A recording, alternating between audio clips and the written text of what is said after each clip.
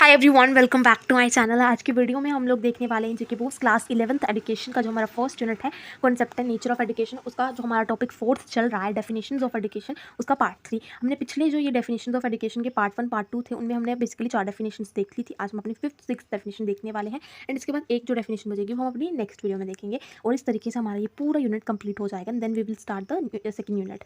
ठीक है, तो ये आज हम देखने वाले हैं।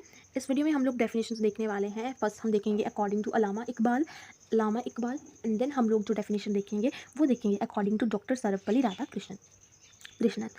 तो यहाँ पे अगर हम फर्स्ट डेफिनेशन स्टार्ट करें, Allama Iqbal, a philosopher and poet of the East, believed the ultimate aim of education is the development of the self, that is खुद ही। यहाँ पे उन्होंने बोला है कि अलामा इकबाल जो एक फिलोसफर हैं और वो ईस्ट के पोइट हैं, इन्होंने बोला है कि अल्टीमेट जो एम है एजुकेशन वो है एजुकेशन का, वो है डेवलपमेंट ऑफ द सेल्फ। तो इन्होंने बोला है कि जो अल्टीमेट एम है एजुकेशन का वो है अपने आप की डेवलपमेंट करना, अपने आप को डेवलप करना अच्छे से। ठीक है, यानी कि he emphasized the spiritual, moral and intellectual growth of the individual. यानी कि एक जो पर्सन है ना, जब उसके अंदर के जो 5 एस्पेक्ट्स होते हैं, यहाँ पे 3 बताया है, 5 एस्पेक्ट्स होते हैं, spiritual, moral, intellectual, mental and physical. जब ये पाँचों के पाँचों एस्पेक्ट्स जो हैं इनकी ग्रोथ होगी, इनकी डेवलपमेंट होगी, तभी हम बोलेंगे कि एजुकेशन का जो एम है वो एजुकेशन का जो एक एम है वो अचीव हुआ है। ठीक है, तो इन सब पांचों एस्पेक्ट की पर्सन के अंदर ग्रोथ होनी चाहिए, डेवलपमेंट होनी चाहिए, यही अल्टीमेट गोल है, होना चाहिए एजुकेशन का। According to Iqbal, education should promote creativity, courage, self respect and leadership qualities. Education, इनके अकॉर्डिंग एजुकेशन ऐसी होनी चाहिए जो कि इंसान के अंदर क्रिएटिविटी लाए। ठीक है, अलग अलग उसके अंदर काफ़ी सारे आइडियाज़ आएँ, सोचने समझने की जो उसकी क्षमता है वो काफ़ी अच्छी हो, उसके अंदर साहस आए, सेल्फ रिस्पेक्ट हो, अपने प्रति आदर हो एंड लीडरशिप क्वालिटीज़ हो उसके अंदर। इस तरीके की जब क्वालिटीज़, इस तरीके की जब चीज़ें एक इंडिविजुअल के अंदर डेवलप होंगी, आएंगी, तभी हम बोलेंगे कि एजुकेशन का एम अचीव हुआ। यानी एजुकेशन को इस तरीके का बेसिकली होना चाहिए। He said education must not be separated from moral and spiritual values, especially those rooted in Islamic culture।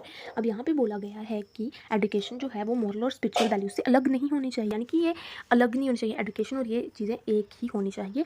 Because specially those rooted in Islamic culture, क्योंकि इनकी जो रूट्स है वो इस्लामिक कल्चर में है। इस्लामिक कल्चर से ही ये जो चीज़ें हैं ना, एजुकेशन की रूट्स हैं, ये इनके बिना एजुकेशन कंप्लीट ही नहीं है। यहाँ पे ये बोला कि हमारा इस्लामिक कल्चर है उसमें इन चीज़ों को बहुत ज़्यादा इंपॉर्टेंस दी जाती थी। Without these things education complete ही नहीं है। तो मतलब ये चीज़ें एजुकेशन की रूट्स हैं। ठीक है, ये अलग नहीं है एजुकेशन से, ये एजुकेशन ये अलग नहीं है, ये रूट्स हैं एजुकेशन की।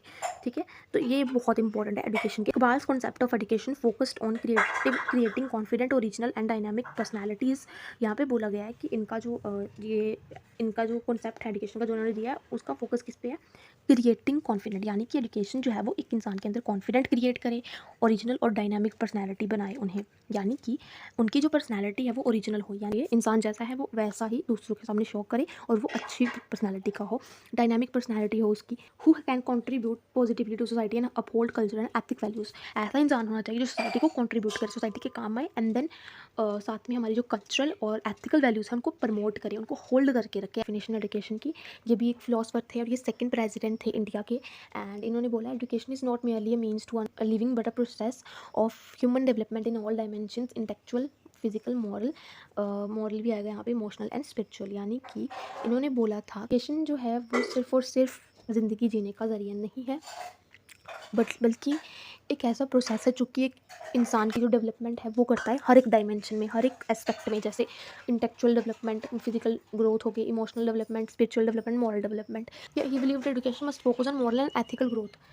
इंसान की जो ग्रोथ है वो किस तरफ होनी चाहिए? मॉरल और उसकी मॉरल और एथिकल ग्रोथ होनी चाहिए, यानी कि उसके अंदर मॉरल वैल्यूज़ होनी चाहिए, उसके अंदर एथिक्स होने चाहिए, उसे पता होना चाहिए कि क्या सही है क्या गलत है और मुझे सही डायरेक्शन में जाना है, गलत में नहीं जाना है।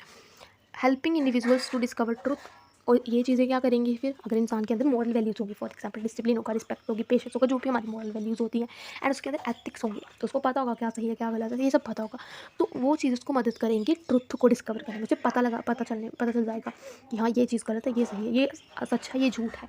उसके अंदर टॉलरेंस, बर्दाश्त करने की, मतलब उसके अंदर बर्दाश्त करने की क्षमता अच्छी होगी, and contribute to national and global wellbeing, और वो अपने देश में और जो बाकी भी पूरे वर्ल्ड में अपना योगदान दे सकता है फिर। ठीक है। उसके बाद for Radhakrishnan true education develop character peace and deep understanding of life, यानी कि ट्रू एजुकेशन जो होती है वो एक इंसान के अंदर करेक्टर को डेवलप करती है, उसका करेक्टर अच्छा करती है, उसके अंदर पीस शांति लाती है, एंड उसके अंदर डीप अंडरस्टैंडिंग लाती है लाइफ की। नोट्स आप लोग लिंक मिल जाएगा, डाउनलोड कर लेना। एंड जो आपकी बेसिकली और बाकी वीडियोज़ के लिंक है वो डिस्क्रिप्शन बॉक्स में वो भी दिए गए हैं, आप लोग उनको भी चेकआउट कर लेना जो वीडियो आपको देखनी होगी।